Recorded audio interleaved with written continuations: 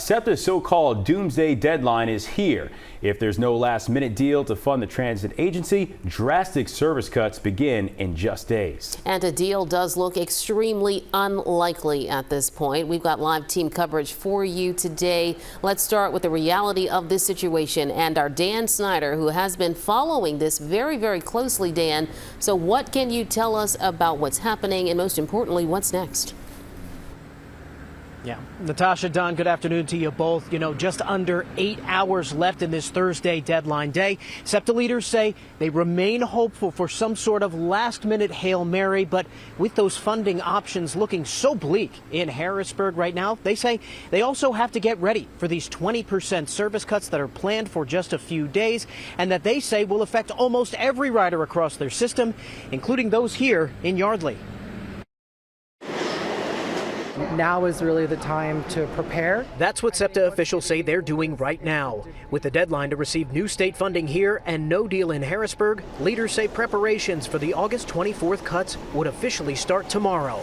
Right now, our focus is on our riders and making sure that our riders know what to do. SEPTA says it needs 10 days before these proposed cuts to update signals, change employee schedules, and more. But the warnings have already begun. Due to lack of funding, reduced service on all metro lines will begin August the 24th. That recording is now playing at SEPTA subway stations. And on Monday, officials say SEPTA ambassadors will be out with info cards to remind people of the cuts.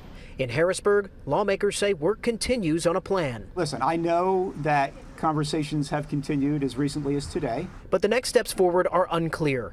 Senate Republicans and House Democrats each passed a funding plan that didn't make it through the other chamber.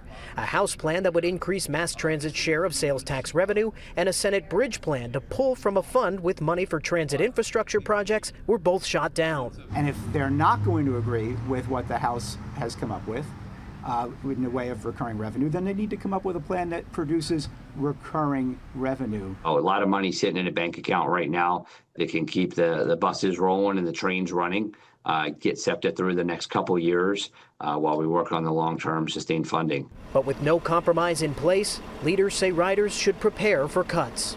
I think they should. Yeah, unfortunately, I think they should. Now, lawmakers we've spoken with on both parties over the last few days say they remain ready and willing to get back to Harrisburg when a funding plan is in place for mass transit.